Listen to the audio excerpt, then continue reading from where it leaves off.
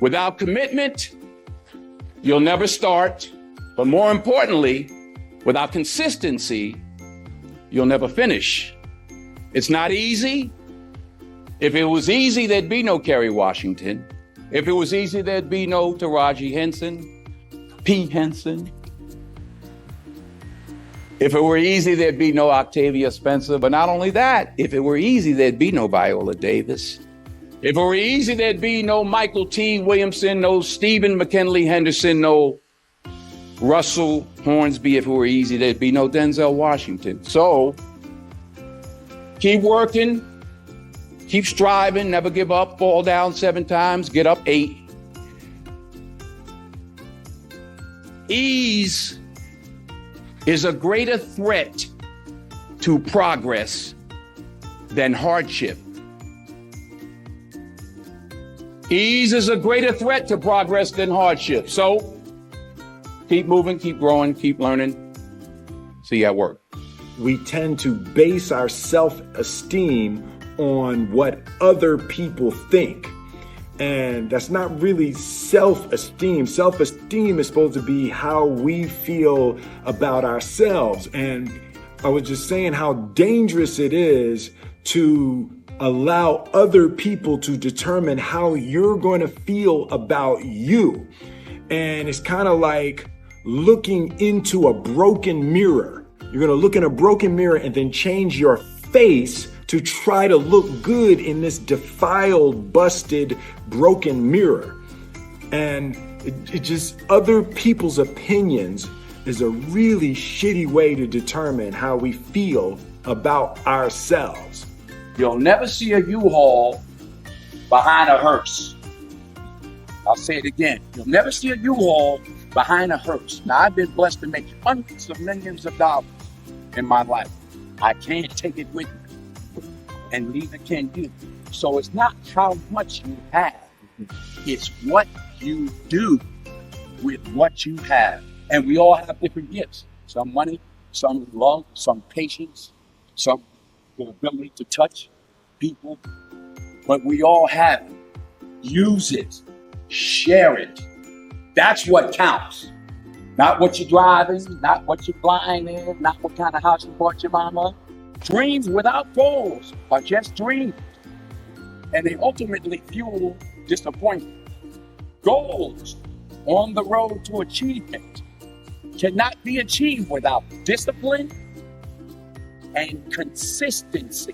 I pray that you all put your shoes way under the bed at night so that you got to get on your knees in the morning. The one thing I'm the most happy about in terms of my career is the fact that I got there with the grace of God, first of all, but short of that, I got there just by working hard, not partying with the right people, not compromising myself in any way or cutting any kind of deals, just by working hard, just by plugging along, sawing wood, as I like to call it. I'm a 20-year overnight sensation. I don't get life mixed up with making a living. I was there for all 4 of my children being born. When the first one was born, I recognized the difference between life and making a living. Their life, our family is life. Acting is making a living. And what do you think the biggest difference between doing a play and doing, it's a cliched question, but I'd be interested to know your answer. I think a part of what Viola just said is that you get to dig deeper and you get another day. Right. And you get the energy. Mm-hmm. You do a movie and it's 200 people that are used to it and they don't care and everybody's doing their job and it comes in a theater somewhere and you're picking your nose at home somewhere, clipping your nails. There's no energy. Right. When I was on Broadway 5 years ago with Julius Caesar, I made a decision to sign autographs every night. I don't know what I did. Yeah, it ain't happening this time. No. Only as I rub my knees, only because my knees are bad, it's hard for me to stand. But. And why did you decide to do that? Well, I wanted to say thank you. Uh-huh. It was my way of saying thank you. Mm-hmm. And the first night, it was like 5,000 people out there. I said, okay, wait a minute. Everybody who has playbills from our show. So, yeah, because it was like people were just wandering up the block. Like, wait a minute, I forgot. I'm on, 42nd Street, Times Square. Like, wait a minute. But honestly, you were signing for weeks. The energy And I was out there 1.5 hours every night, every Wow. show. But the energy you got back, the stories, the 5 little old ladies who just drove in from Detroit. And I'm like, well, what y'all doing tonight? They said, we getting back in the car, baby. We got to go back tonight. Wow. And, you know, a little 84-year-old lady was like, baby, if I was 3 years younger. Oh, true story. True story. Then we had, and I say this also, because I hope it happens with this play. We had some high schools come. We had one school from somewhere, I forgot where, and they were doing Julius Caesar. And some young kid was like, well, you know, my Brutus is a bit different. He's more the classic stoic. But it was great to engage and exchange with these young people. There was an energy. I got more from it than I gave to the people that I signed for. That's, you know, you don't get that. You know, the odd thing about success in film is the budgets get bigger, you make more money, but they become more formulaic. So you don't get the opportunity. So God willing, if I stay around long enough, this is what I'm going to be doing. You know, you're always affected by opinion, but the more opinions there are of you, of me, the less I look at them, because I just can't live my life based upon what other people think about me. So I can't concern myself too much with what other people think. You know, it's just not healthy. I don't think I could continue to do what I do if I was constantly worrying about what somebody thought about it.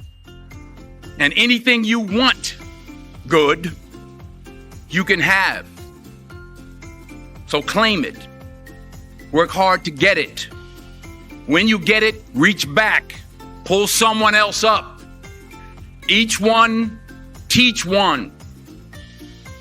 Don't just aspire to make a living.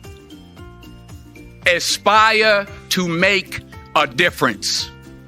You don't have to compromise yourself. You know, if there's something you don't feel good about, then don't do it. The most important choices I've made was to say no. And I said no many a time to films that I just didn't, especially early on, that just didn't feel comfortable with. There was one script that was brought to me, I called it They Couldn't Kill. Like, he was accused of raping his wife in the 40s, and they tried to hang him, but he didn't die. And he tried to electrocute him. And they were like, it's a comedy. I'm like, it ain't any funny to me.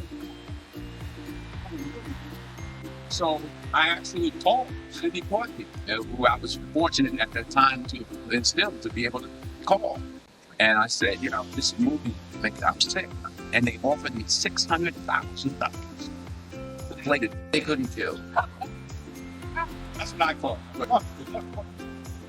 And he said to me, and I'll say this to you, he said, the first 2 or 3 or 4 films you make in this industry, Denzel, will determine how you succeed. He said, I'm not going to tell you what to do, but remember that the first 3 or 4 or 5 films you made will determine how you succeed. I turned it down. I turned the money down. I needed the money. I turned it down. 6 months later, I got Cry Free.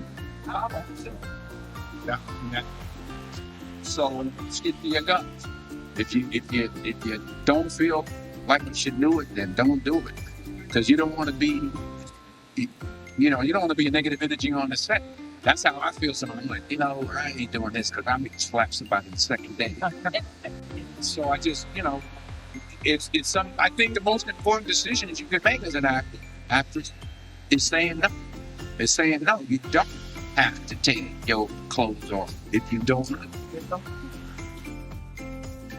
Number 1, put God first. Put God first in everything you do. Everything that you think you see in me, everything that I've accomplished, everything that you think I have, and I have a few things, everything that I have is by the grace of God. Understand that. It's a gift. In everything you do, if you think you want to do what you think I've done, then do what I've done.